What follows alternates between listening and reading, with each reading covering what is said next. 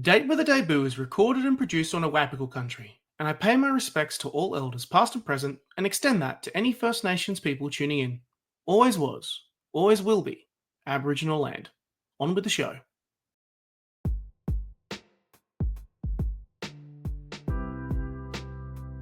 Welcome to Date with a Debut, a podcast about debut authors, their incredible books, and their journey to publication. If you're looking for a new author to discover or writing inspiration for your own story and you don't know where to start, this is the place to be. I'm Nick Wasiliev, host of the show, and I'm delighted to welcome another debut author in today's episode. If you enjoyed the show, jump online and give us a thumbs up, a 5-star review. It really helps the show out.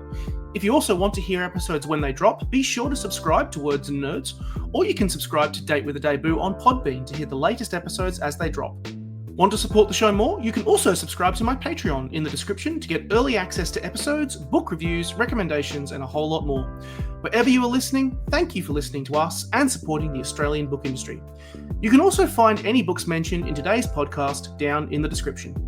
Today, I'm joined by Nadia Mahjouri, a Moroccan-Australian writer, counsellor, and group facilitator specialising in maternal mental health. She is the host of the Whole Truth Motherhood and the Writing Life podcast, where she interviews authors about how they manage to keep writing while dealing with the day-to-days of family life, work, and creativity. She was shortlisted for the Deborah Crass Prize, the QWC Publisher Competition, and the SBS Emerging Writers Competition. But we're here today to talk about her debut novel, Half Truth, published by Penguin Random House Australia, which you can get a copy of down in the description. We will discuss mild spoilers, so I recommend you grab a copy now, or at least very soon. I started off by asking Nadia about her extracurricular pursuits, how her career has influenced the subject matter of the book, and also taking Penguin on the cultural journey of learning about Morocco. Nadia, welcome to Date with a Debut. Thank you so much for having me. And I'm just want to acknowledge that I'm coming to you from Awabakal Country in Nipaluna, Ludbrook, otherwise known as Hobart, in Tasmania. Thanks for having me. It's very welcome. I think you are actually the first Tasmanian author that we've had on the show, so represent. That's oh wow! I think which is super freaking cool. Yes, first Tasmanian. I'm pretty sure. I'll need to go back through, but I'm pretty sure that you're the first Tasmanian that we've had on the show. That's incredible. And before we kind of dive into the book, I mean, I like to kind of first poke authors a little bit about their creative journey and also some of their other creative pursuits. And I first of all want to shout out that I respect the hustle because you've got a podcast of your own. I do have a podcast of my own.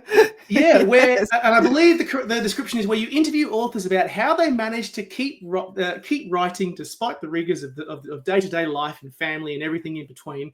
And I want to start by asking, what's the best advice you've picked up from doing the show? I'm asking for a friend. That's basically my aim, is to just like pick authors' brains about what I can do to try and make sense of this crazy mess that I find myself in, I see what you're doing. in amongst kind of life. Yeah. So, but the best advice,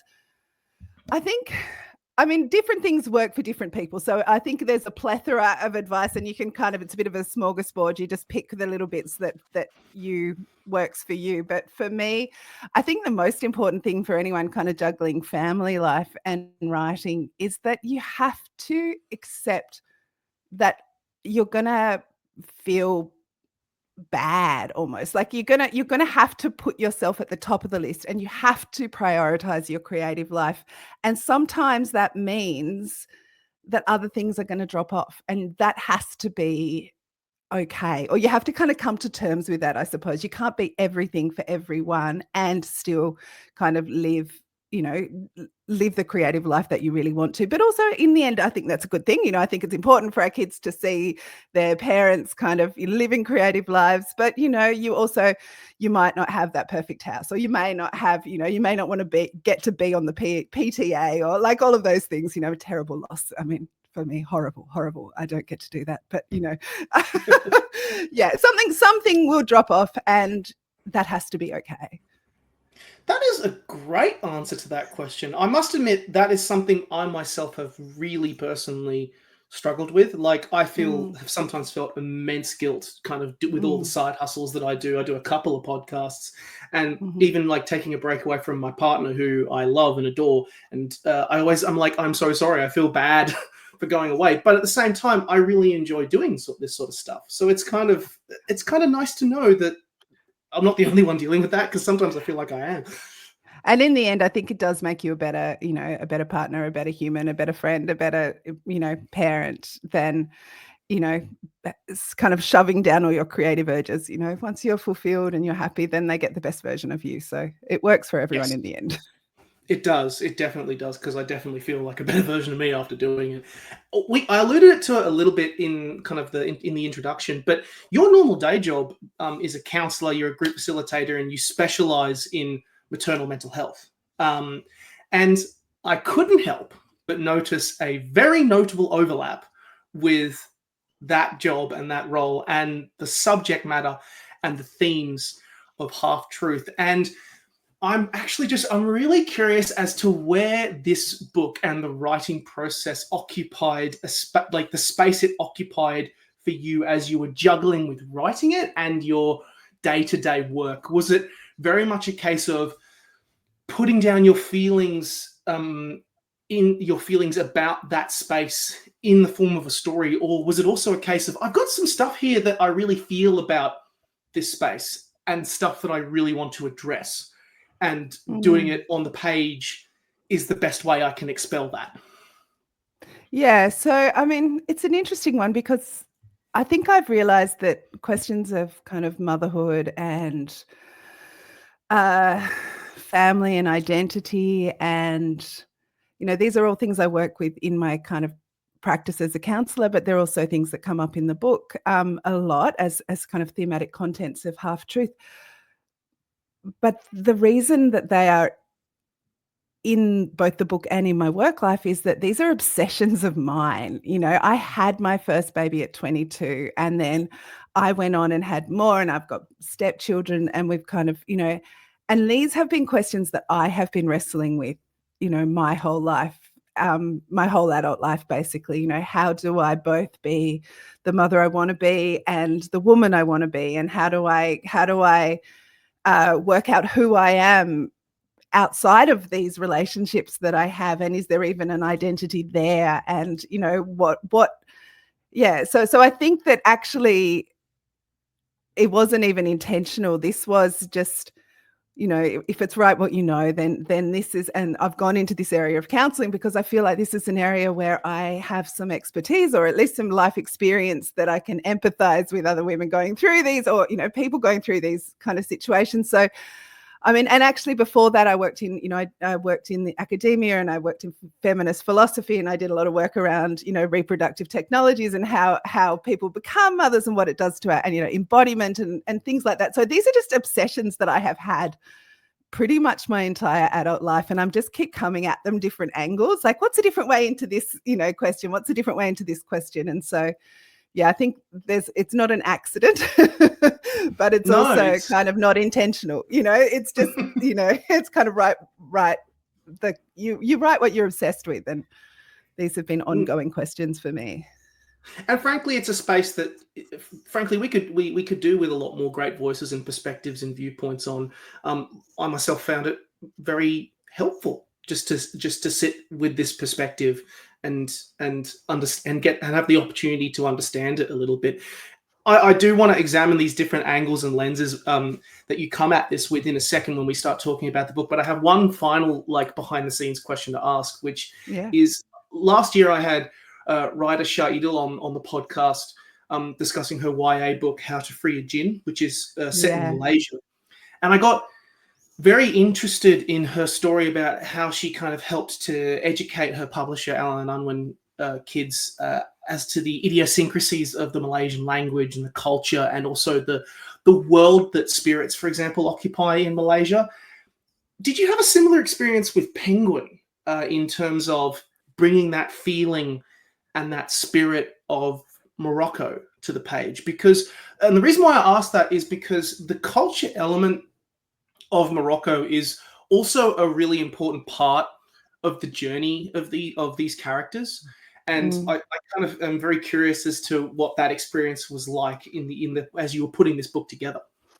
Yeah, it was actually an incredibly affirming experience to work with my publisher, because I really felt that the Moroccanness was almost what had attracted my publisher to my story, was that she was kind of getting an insight into a culture and an environment that she wasn't familiar with. And so there were lots of questions, but they were very open, open-hearted, open-ended kind of questions. And definitely I never felt shut down at all, or kind of asked to, there were certainly points where it's like, okay, I think you're going to need to explain what a gin is, at this moment. We're probably going to need to like slip that in somehow, because we can't assume that the reader knows, has that kind of cultural background.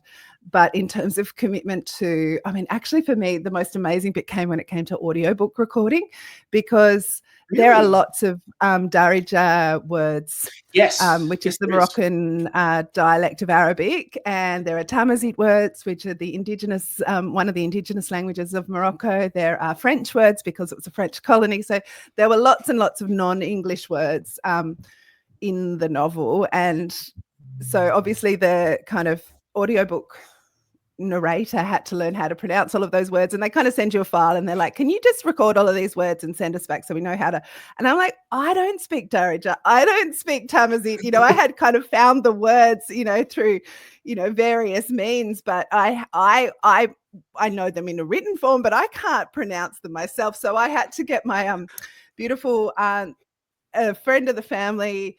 She's a young kind of young woman studying acting in Rabat in Morocco, and I sent her through. She's this huge list of words, and thank God she was just so happy to do it, and she recorded all of these words, the perfect pronunciation, but the commitment. And then they got on an Arabic language speaker, so the narrator is an Arabic language speaker, but she was Palestinian, so she had to do vocal coaching, vocal lessons in the Moroccan Darija accent so she could get the pronunciation absolutely spot on. And I was just so incredibly impressed at the level of commitment to getting every single one of these words, not only getting the words right, but getting the pronunciation completely appropriate to the Moroccan dialect. So no, I actually found it a really because just a few years earlier, kind of in the process of getting published, I think in 21, one of my very first kind of manuscript assessments, or the first time I sent my whole draft out to someone and had them read it, the feedback I got was, look, this is great, it's a really beautiful story, it's really beautifully written, but it's so Moroccan. I don't think an Australian publisher is going to be interested in a story, in a story that is, so much set in Morocco and so much about this Moroccan history and so on. But, just 2 years later, it feels like that seems like ancient advice, because, there was obviously a publisher very willing to take me on. And it's not unusual actually now to see Australian publishing industry publishing novels that are set in Arab countries, for example, several on the Stellar Prize list this year. Yeah. Yes, there are. There definitely are. It's wonderful to see that. And this really goes to show how much work goes into when I heard, I knew that there was going to be it's not just a case of just putting words on a page. I knew that there was, from my own experience, there's a lot of back and forth, particularly from, checking things from a cultural standpoint, checking things, the sensitivity is right. But having to learn vocal inflections and for an audiobook, that goes to show how much work goes into these books. I know, it's incredible. You wouldn't think about it, but yeah, it's incredible. Let's talk about this book. Let's talk about Half-Truth. Let's do it. For those on YouTube, I'm holding up a copy of the title, a copy of the book. It is, shout out to how gorgeous this cover is, by the way. My God. Christabella designs, amazing. They killed it. It's so stunning. I love the color. I love the layout of it. It's such a beautiful space, and also the empty face, which I think, which leans very nicely here into this. This is the part of the podcast where we do a classic elevator pitch. I hop in the elevator. You are in there. You have to tell me what Half-Truth is about. So what is it about? Wow, half-truth is I'm already panicking. There we go. Beep, beep, beep, beep, beep, beep, beep, beep, beep. The elevator metaphor has made my head melt. Okay, so half-truth is a story of two women who are searching for the same man. One is, it's set between Morocco and Tasmania, and one is Zara. She's a 22-year-old new mum living in remote, isolated Tasmania, and she's never met her father, who comes from Morocco. So when she has her first baby, she decides that it's time to work out, where he is and what it means for her to come from Morocco. And at the same time, we meet Hadija, who is also searching for her son. He hasn't been seen for 25 years. She's on her deathbed and she's kind of wondering what she could have done to keep her son safe. So this is the story of how these two women come to know each other, how they have both lived, I suppose, in the absence of this same man who is Zara's father and Hadija's son. Mm-hmm. Excellent. Nailed it. Ding. We've arrived at the half-truth level. It's excellent.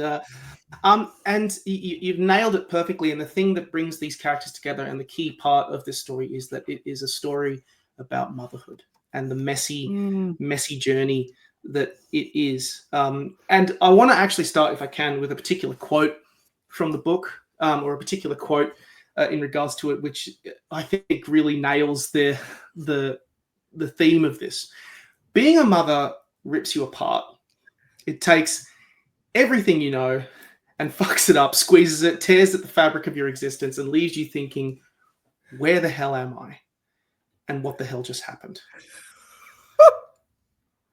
It's quite dire, isn't it? It gets better. It gets better, guys. It gets better. Well, no, I feel like, but it's honest, which is critical. But it's interesting to me, particularly about your examination of motherhood and the two kind of angles that we'll examine. We'll dive into with these two characters, is that you think,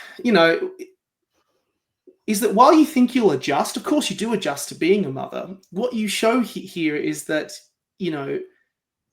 the different journeys these two women find themselves is that while, yes, you do adjust to being a mother, but the challenges also change as well, and they pull you apart in different ways the older you get. It's no longer just dealing with this little baby or whatever. Then suddenly your child has a mind of their own. They go on their adventures. They disagree with you, and it can even come down to moral disagreements, other disagreements, cultural disagreements, and that challenges you as a parent in so many other different ways, which is an incredibly vulnerable position to be in. And all parents would get this. That's the thing. It's like, you've been on that journey, you understand it, and it's multifaceted in that examination.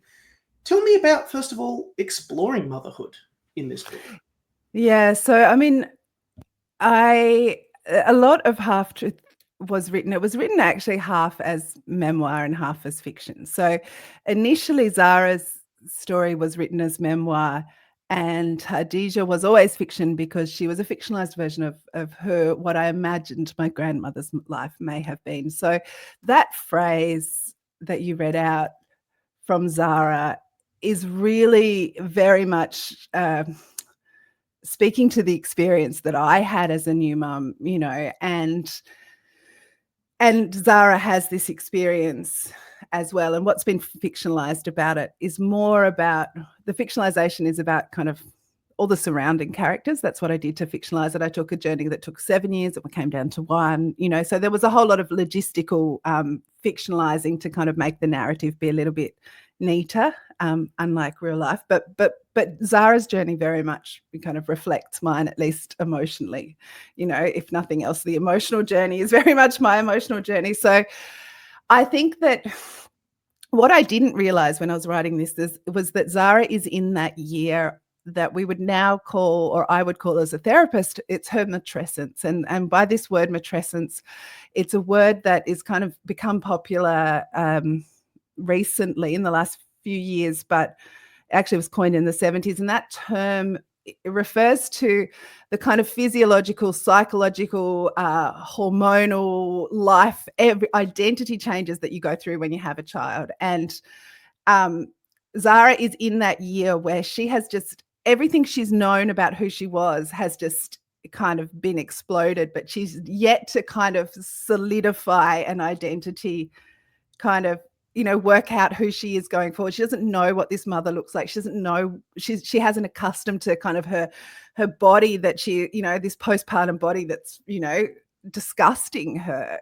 She really is so uncomfortable in herself. And so her journey to Morocco is really about coming to terms with the new person that she is post motherhood, and she gets there, she gets there. But it's interesting because for me, as I wrote this, I was writing it as a 45-year-old woman, so I wasn't that 22-year-old new mum. I've had lots of other children, and I also had teenagers at that point. And so as I was writing Hadija, a lot of her story we hear about her matrescence, but we certainly go on to see her raising her firstborn son, who is Ahmed, who is the Zara's father.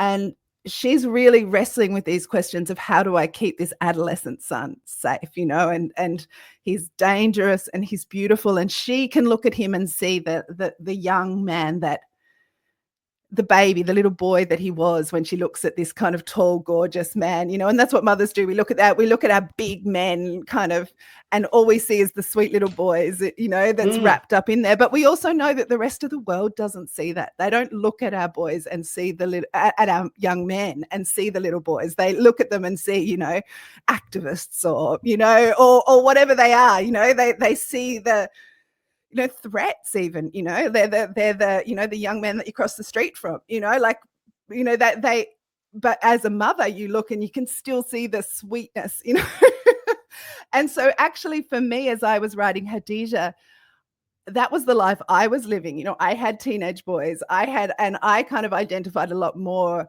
with Hadija's story of like, this recognition that all I want to do is to keep this child safe, but I have no ability to do that anymore, and I have to let go. And so that journey. So yeah, I don't know if that kind of answers your question, but I certainly felt like elements of my experience of motherhood were kind of, seeping the whole way through. Yeah, well, no, it makes so much more sense now, because like it did feel like you balanced that line of two different angles of motherhood very, very beautifully, and it kind of actually really makes sense now that you kind of connected with Hadija as well as Zara, because Zara, you've been down that journey experienced that journey quite a lot. And I feel like I'm so glad there's a word to describe this, because as I was the kind of another theme that kind of stuck out to me was this idea as well of self-identity within motherhood, because there is that worry that very much Zara is very much dealing with here, because she isn't sure of herself. There's a big change has happened in her life. It's no longer the life of herself. It's not the self-centered life. It's the start of the other-centered life, where a priority is in her children. And that is a big, massive change. So she has a sudden need to find that her identity in herself and her roots in herself now that she has her own child, to build that, to help them feel as comfortable and loved growing up as possible. I find it so. I didn't know that there was actually like an actual phrase for that. So it's similar to adolescence. Matrescence is kind of similar in the sense of adolescence.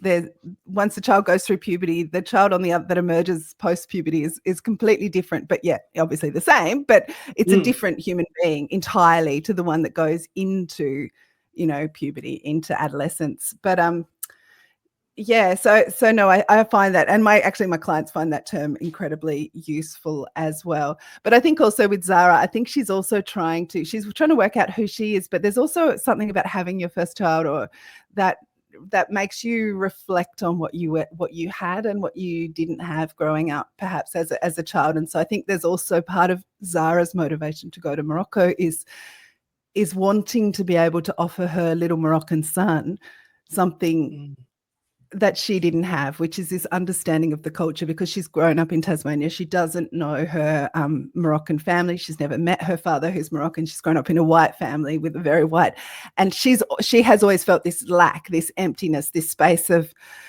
kind of questions without answers, and questions that were kind of pushed away in a well-intentioned way, but in a way that were kind of minimizing or dismissive, like, we don't see color, it doesn't matter, you're just tanned, but of course Zara knows that there's something different about her. She's not like her family, and even though she feels very much like everyone else, she's constantly being pulled out of that sense of belonging by other people who are asking things like, oh, are you adopted, or where are you from, and she knows that they don't want her to say Tasmania, they don't want her to say Launceston, they want her to say Morocco, but she's never even been to Morocco. She doesn't know what it means. She doesn't know anything about it. So but nevertheless, that's the answer people are satisfied with. They're not satisfied with any other answer. Any other answer is like, no, not that. So she wants to be able to give her son, who looks like her, and is the first person she's ever met that looks like her. She wants to be able to give him an understanding of a cultural identity that she doesn't have. And so in order to be able to give that, she has to find it for herself. The words that kind of came to mind when I was thinking about her and her journey is, like, I love that you bring us into her head, and because everything feels new, it's unsettled, there's the emotions are just bubbling below the surface as to how she's trying to make understanding and sense of everything, and dealing with something she hasn't experienced before. And that contrast with Khadija is really interesting, because she's very much on the other end of this journey. She's, as you mentioned, she's on her deathbed. She's packing up her home that she's been in for 50 years, and she has led this long life. Yet, because she is seeking her son, there's like an emptiness, not necessarily an emptiness, but like there's a gap in her life that's missing, and which is kind of a whole bunch of other different challenges in itself. And I particularly love that you've brought up the conflict of, even if you have a son who is in their 30s or is having their own family, that conflict of still seeing them as that little boy that you grew up with, or that you helped raise, that it's hard to come to terms with the fact that they're their own adult now, and they're going on their own journey, and viewing them not just as your son but as an adult. Tell me about that. And also, because it feels like this is something that I feel like every child has this similar issue with their parent, like, see me as an adult. That's interesting. And but yet because you can't understand that, because you haven't lived the life that they have, and why they look at you like the way they do. That's so interesting. I've never thought about it like that, in the sense of kind of wrestling to be seen as an adult, because I think you can do both. I think you can rearrange, an adult relationship with your have an adult relationship with your children, but for Khadija, that relationship is it's broken because he's gone, and so she doesn't get to develop that relationship. She doesn't get to and in a lot of ways, because Khadija was a child when she had Ahmed, there is a different relationship, I think, that she has with her firstborn son than perhaps she has with her other children that have stuck around and done all the work. And I suppose there's also something in there about the sense of kind of the golden absent child or something, like that you kind of dream for the one that's not there, whereas there is, at the same time, there are other children there who are looking after her every single day, and she's not longing for them. She's a little bit, she almost takes them for granted. Because but they're present there every day, and then, like, you don't realize how good, how valuable and kind and loving they are until suddenly they're not there anymore. And they perhaps don't get the credit that they deserve. But I think that, I think Ahmed was an interesting character for me to write, because I didn't want the story to be about Ahmed. So he is in the story, but I very much wanted the novel to be the women's story and the story of the women who he left behind, or whose lives were marked by his absence. So, you have a daughter who is like, hasn't grown up with her father, doesn't know her culture, doesn't know anything about, the country that he comes from. And you have a mother who is longing to see her son. And, and this is also based on, so when I got to Morocco, I discovered my father had been missing for 25 years. This is true. And Wow. hadn't been seen since. So this, all of when Zara arrives and discovers that her father's not there, that is all my true story. And everyone told me in Morocco that, what is not true is that I didn't meet Hadija. Hadija, my grandmother, had died 2 years earlier before I arrived in Morocco. So, which was, and she was married at 11, and she did have my father at 13. And so these were the two facts that I knew about her that made me really desperately want to imagine myself into her story and imagine myself into her life. But what I was told in Morocco was that my grandmother, Hadija, had died from a broken heart because her firstborn son never came back.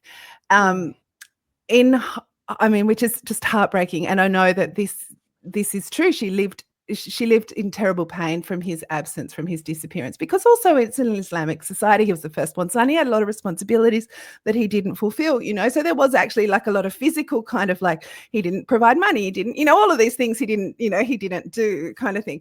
But also, obviously it was just the fact that she desperately loved him. I did realize later though that the words broken heart, died from a broken heart, may actually have been a translation error. It could have been they were trying to tell me she died from a heart attack. But like heart attack, broken heart, like I'm going to run with the more poetic version. Yeah. If a parent has lost contact with their child, like you, of course that will break your heart. You're only as happy as your least happy child. I think this is so true. Yep. It's so just that dynamic was just so fascinating as a contrast, particularly with Zara's journey as well, to try and at the other end, at the start of her journey as a mother. The particular thing that I also want to kind of also throw in here as an additional element of it is, of course, you're dealing with mothers struggling with their own identity and becoming a mother in more ways than one. And within the context, there's the grief element in there, and then the sudden change in your life.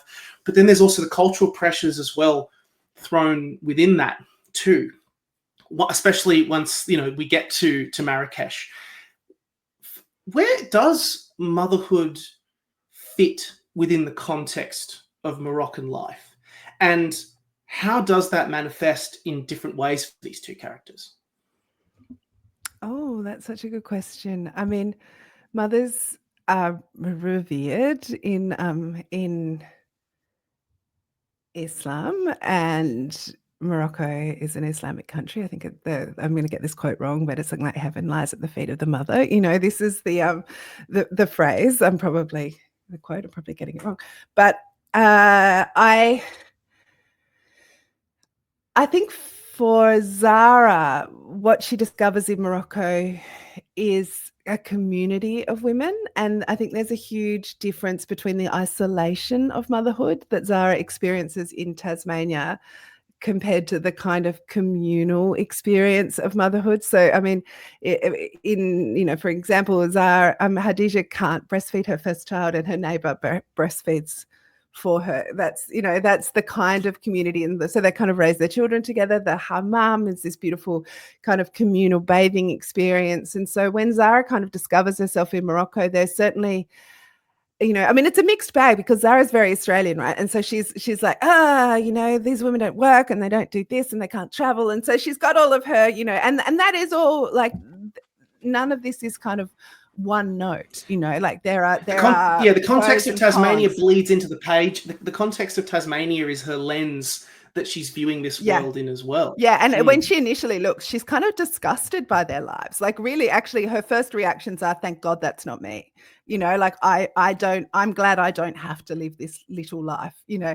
But obviously the deeper she gets, the more nuance she starts to pick up, and she starts to realize, oh, you know, if I had lived here, maybe I wouldn't have felt so bad about my postpartum body, because maybe I would have been used to bathing with other women who have had children, and, you know, this beautiful sense of kind of tactile connection of kind of the hammam being this kind of beautiful communal experience of scrubbing each other, and, you know, shamelessness, you know, like this sense of, no, but that sounds like the wrong word, shameless, like as if it's kind of just a complete lacking of self-consciousness, just being very comfortable in yourself, in your body. And so she kind of, there's a lot of things that she starts to realize, perhaps, you know, she has missed or will miss by being a Tasmanian woman kind of parenting in our own little bubble. And, you know, I think that there is something in that. I think that we do have a strangely isolationist kind of approach to parenthood, you know, with our little nuclear families and our little bubbles, you know, and I think a lot of the world doesn't parent like that.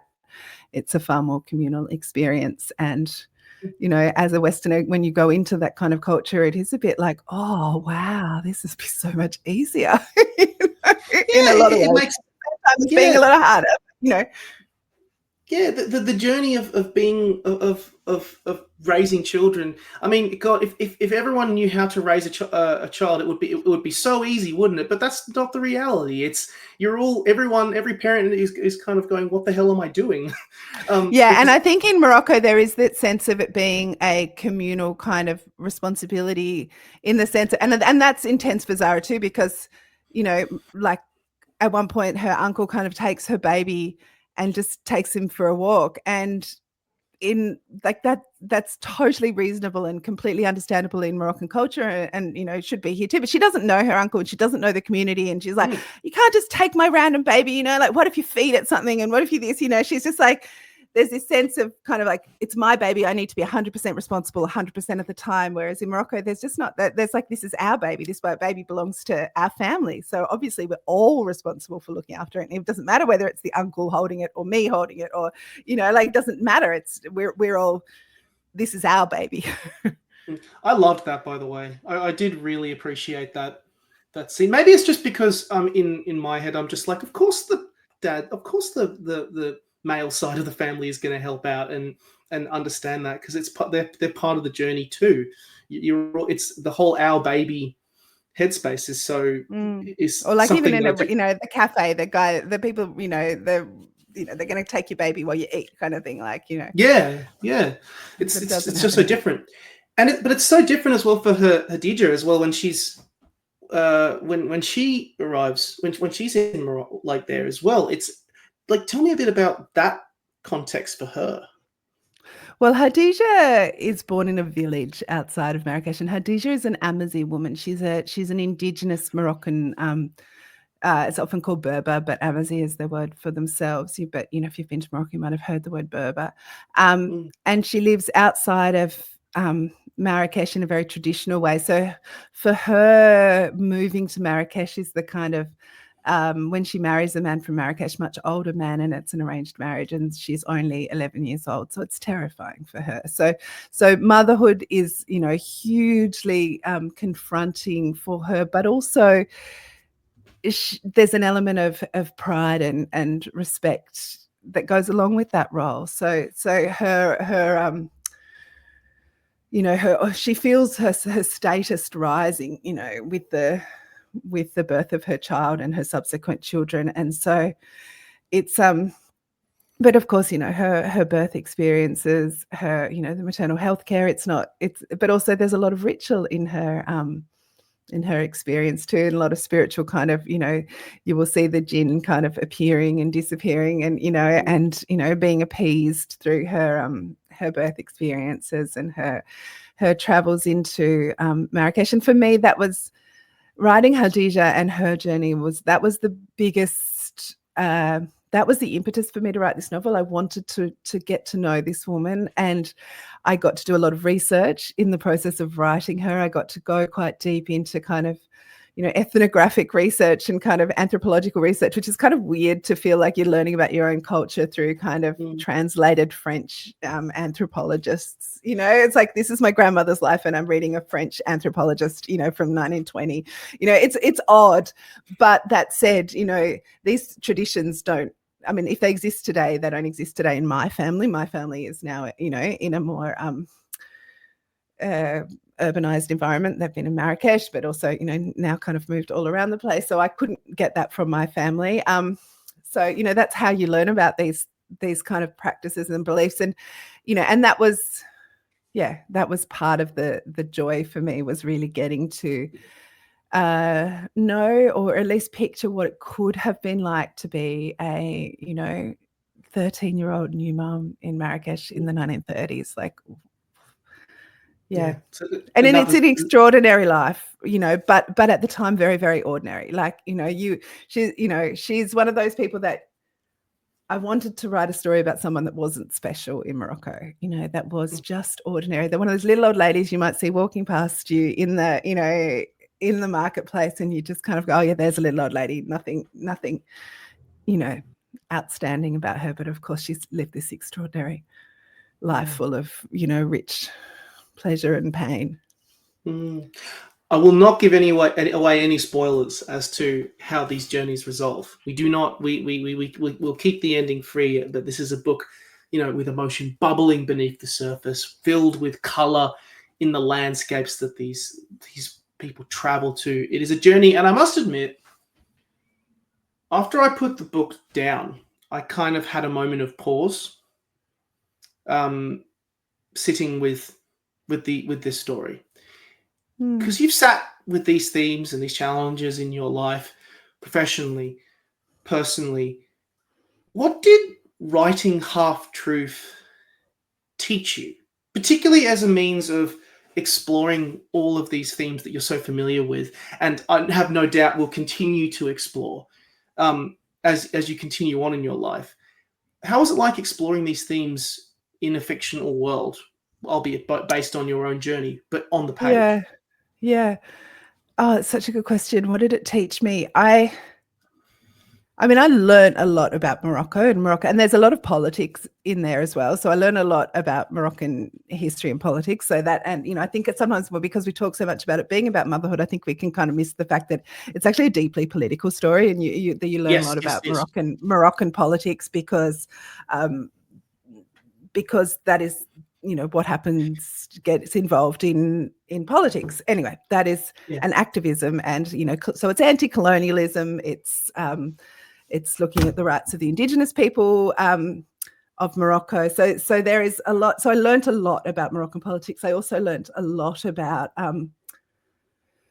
as I was talking about, the rituals and beliefs of the Amazigh people. But I also, this is the first long form fiction I've written. So, there's a lot of craft when you are learning how to put together a novel. It's a huge project, and it's something that I didn't know I could do before I did it. So, there's definitely and actually I didn't even know, because I started writing this in order to tell a family story for my kids. Like, I didn't ever think I was going to get published. I didn't start writing. I didn't tell anyone I was writing. It was a secret for the first, until I had a full, complete first draft. I didn't tell a soul. So I also learned, but what I discovered, and I thought, okay, the memoir, I don't know, because anyway, the memoir I wrote, and I just wrote it, and it was good. It was tricky for me to get into the voice of my 22-year-old, of a 22-year-old me, or new mum. But what I really discovered was how much I love writing fiction. Like writing Khadijah's part was so much more fun than writing the memoir. The memoir bit was, oh yeah, whatever. Like, I know how that story ends. Do you know what I mean? Like, I knew how Khadijah's story went, because, that was based on truth. But my God, writing Hadija was so much fun. Like, yeah. So I think in a lot of ways I was like, oh my God. And, and because I come from a background of academia and I come from a background of having writing research papers that are, interesting, but it's my voice, they're interesting, but, like referenced and, and everything needs to be backed up and, proven. And I was like, you can just make stuff up. Like, when I was writing fiction, I was like, I can just make this up. It was like such a revelation. Like, I just couldn't believe that I didn't have to prove anything to anyone. I could just make it up. Like, what? Yeah. Anyway, so that was a miracle. So yeah, I love writing fiction. So that was the best discovery, was actually that I really, really like this. And that, I love it. Just make it up. You don't have to citate. You don't have to back up this stuff. You can just no referencing. Oh yes, isn't it liberating? Feels like cheating the whole time. Like, I'm like, I don't have to prove this to anyone. Like, she can just die now, or like, Oh, will you write it? Will you do more fiction again? 100%. Like you do. Yeah, 100%. No, I was like, this is ace. Yeah, this is like, I think, I don't know why. It was almost like permission giving though. Like, there's something about writing fiction that I didn't think was, I don't know, like I just thought it was for special magical people that were authors, not like ordinary people like me. Do you know what I mean? Like, I always felt like, obviously that's, I don't know. I didn't think I had permission to just write stories. And, obviously, getting a book published is this, incredible permission giver that is like, actually, not only can you is it okay to do it, but someone even might want to read it as well. Like, you sure as hell do have permission now. Yeah. And I mean, now I have to go, okay, well, now it's a different mindset, I suppose, of thinking, okay, well, yeah, I can't pretend that no one will read it now. Like I don't have that comfort of that freedom of knowing that, it actually, no one's ever going to read this. So like, I can literally do what I want. But I think I have to kind of try and like fool myself that that's the way, so that I give myself back that freedom to kind of, play. And because it's just so much fun. Isn't it? I love it. We'll finish off the show. We'll finish off the podcast with a rapid fire part of the date, a rapid fire question part of the date. Awesome. So I'm just going to fling questions at you and you give me the first answer that comes to your head. Be terrified. Done. No, I mean, already terrified. No, you're the least terrifying person I think I've ever spoken to, Nick. I'm not terrified at all. Oh, shucks. That's so sweet of you. Oh, thank you. So the first question is, what is your favorite book that you've read in the last 12 months? Oh, okay, good. Thank you. I have picked Heartsease by Kate Cromick, which I don't know if you've read it, but she is a Tasmanian author. It's out with Pickett or Pan Macmillan, I think. It is so beautiful. I'm holding it up now because I just don't think it's got stunning. I don't think it's got the attention that it should have, but it is. It's although it's shortlisted for the Tasmania Literary Prize. It is just the most achingly beautiful story. It's about grief. It's about loss. It's very funny. It's like, darkly funny. And she's just the most beautiful writer. She's the fiction editor of Island magazine, Kate Cromick. Oh. Yeah. But yeah, Heartsease, pick it up. It's gorgeous, completely gorgeous. I love that you've shouted out a Tasmanian author for this question. That's that's really, really sweet. I love that. Oh, no, it is a gorgeous book. You won't regret it. It's gorgeous. What is your favorite debut novel that you've ever read? Oh, so yeah. I think this is terrible, but I think it's like either The Kite Runner or The God of Small Things, because you said Ever. Yeah, that's all right. You can go for something. that's popular or done. Like there's a reason why it's popular. Yeah, but also I love both of those books deeply. When I read them, it was just like, oh, like achingly gorgeous. But also, I mean, you know, more recently in Australia, if we're going to go for Australian ones, they are popular though. I love Dictionary of Lost Words. Oh, it's Pete so Williams. good. So good. I mean, I know she had written a memoir before that, but that's her fiction debut. But yeah, I mean, I just read that and went, oh my God, this is so beautiful. We'll count that. And I will say, I don't think there is a favorite debut book that comes up more than the Dictionary of Lost Words in this podcast. Yeah. It's Gorgeous. It is very gorgeous.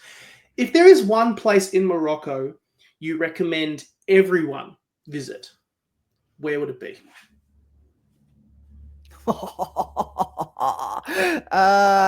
Jaffna Square. Oh, beautiful. Jaffna Square in Marrakesh. Yeah. You may not want to go back. It's pretty intense. Is that the food market? The one where like you can eat like like a head. Yeah, but it's also like there's snakes, there's monkeys, there's snake charmers, monkeys, henna, juice, traditional storytellers, weird games with like, it's just people, medicine men selling iguanas. It's a UNESCO World Heritage Site, Cultural World Heritage Site, and it hasn't, that the reason for that is that it hasn't changed in thousands of years. So Marrakesh has been a melting pot for the meetings of kind of, you know, across Africa, between, you know, Europe, Africa. It's been this meeting point for millennia, and the gathering place was Jaffna Square. So yeah, I think it's, if you can only go one place, that's probably the deepest Morocco experience you'll get. It's so funny you say that, because I actually have a question on the main market of Marrakesh, and I didn't realize that that's what it's called, Jaffna Square. I'm going to ask that question now. Go, please. You're in Jaffna Square and you're looking for something to eat. What's your go-to? Oh, okay. So I'm going to walk away from the square because it really is too intense and people are going to yell at you. And I'm going to go to I don't like eating there. Like, I mean, a juice, I would definitely get fresh juice, juice. But actually, if you're in Marrakesh, you can get a tangier, which is it's a Marrakesh only kind of specialty dish. It's like a tagine, but it's in a little different shaped pot, and it's a clay baked stew with lamb usually. But yes, I would be. But you know, it's hard. Friday's couscous. You know, obviously couscous with 7 vegetables. Yeah, but. Actually, I'd be heading to my aunt's house. If you can get inside a Moroccan family home for food, do it. Like, yeah. That's so sweet. That is the sweetest answer. I love that. Oh, she's an amazing cook. She's the best food you ever get is inside a Moroccan family home. Oh, I love it. You're a self-described lover of words. Do you have a favorite word? Oh, that's so funny. My daughter asked me this yesterday. She said she told me her favorite word is pedestrian. Like, really? She just likes the way it sounds. I was like, oh, she's 9. I was like, that's cute. Pedestrian. And I have always liked languid. I don't know why I've always liked languid. The way it sounds.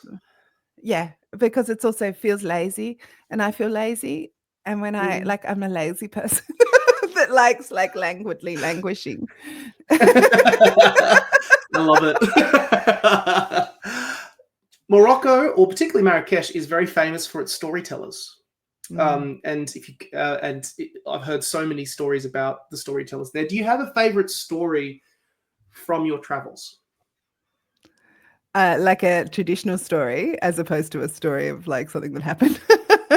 Either or. I mean, if you have a good traditional story, because I know you like there are orators there who can actually like espouse and tell the actual story. Yeah, I mean, unfortunately for me, because I don't speak Darija, there is not a lot. I can't understand a lot of them. Although, well, last time I was in Marrakesh last year, I went to a storytelling cafe, and there is a young Moroccan man there who tells traditional stories, but in English, to, you know, visitors at the cafe kind of thing. So that's great. Like, so I did actually have the opportunity to sit and listen to some amazing stories And, but in the novel, there is a story that always cracks me up that came from a traditional story collection.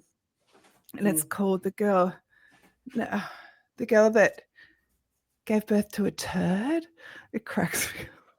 I know. So it's just like there's this mother every day she prays for a daughter. She prays for a child. Then eventually no child. And eventually she says to God, look, just give me a child, any child. I don't even care if it's a turd. And sure enough, the next thing she gives birth to a turd, and then she puts the turd in a little. She loves the turd, and the turd goes in a little like crystal bowl by the toilet in the bathroom, and she sings these songs of lament with the most beautiful voice. This turd, and she sings, "I have no arms, I have no hair, I have no hair to brush." Like she's just anyway. Like a passing sultan is walking past and he hears this voice, and it's the most beautiful voice he's ever heard, and he must get to know him. He decides he must marry the singer, the woman with this voice, but of course it's a turd in a bowl. Yeah, anyway, the story goes on. The story goes on, but yeah, that one always cracks me up. This story sounds amazing. I love it. How is Russell Sprout doing? And can you name all dogs from now on? Because that's an amazing name.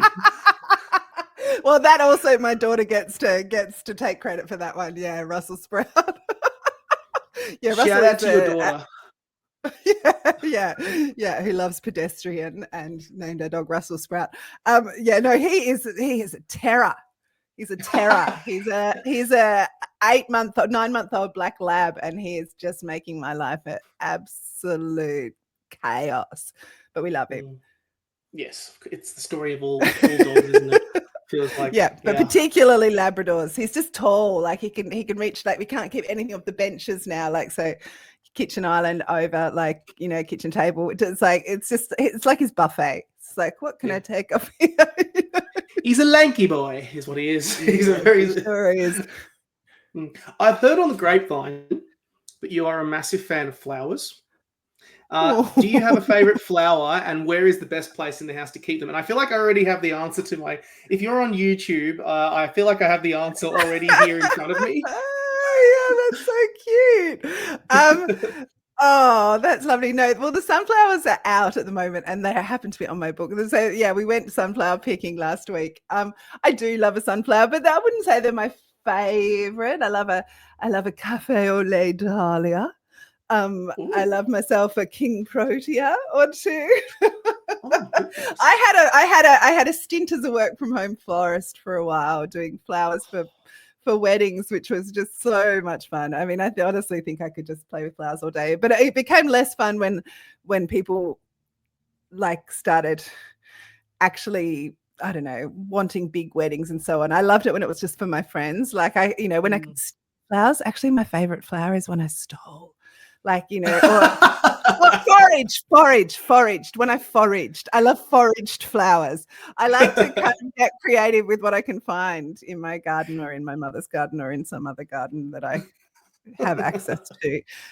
Yes, when people started asking me for very specific things that I had to order from the other side of the world, I was like, I don't feel so good about this. But yeah, I like flowers I can pick. If I can pick them, I'm happy. Unfortunately, I can't grow them. I love it. Last question. Are you happy?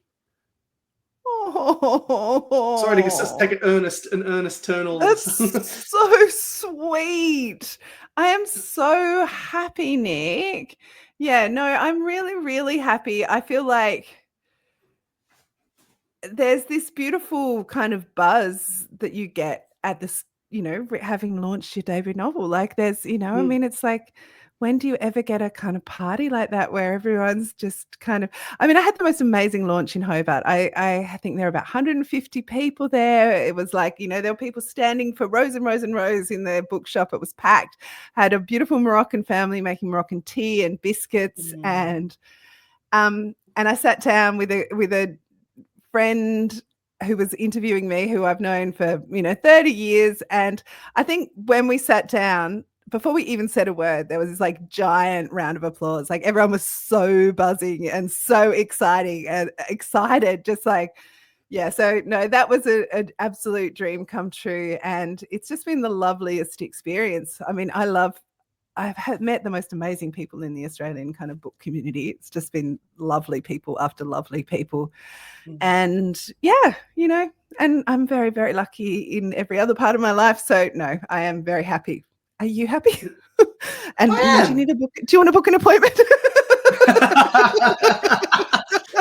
Love that you threw that in right at the end. I am actually sitting in my office, like in my counselling office as well. Like, you know, it's like it's a bit of both. So I'm like, you know, I do have it. I've got someone coming in an hour, but you know, I've got a space for a session now. Oh, I love it. That's a great answer. Nadia is happy. That's all I need to know, which is wonderful. It has been such an absolute pleasure chatting with you and talking about this beautiful book, Half Truth, published by Penguin. Guys, everyone listening, go and get yourself a copy. It is a beautiful, touching, and wonderful journey. Nadia, thank you so much for being on the show. Thank you. A pleasure.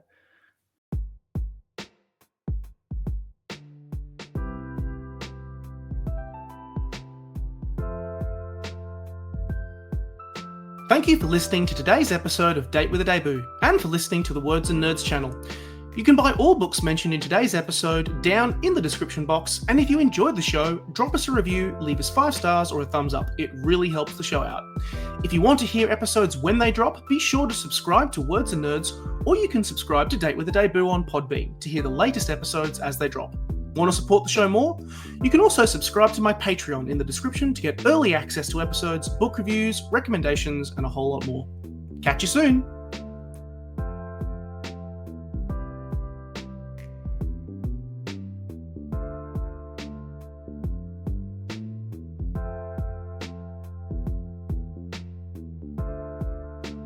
Date with a Debut is a Words and Nerds and Breathe Art podcast co-production.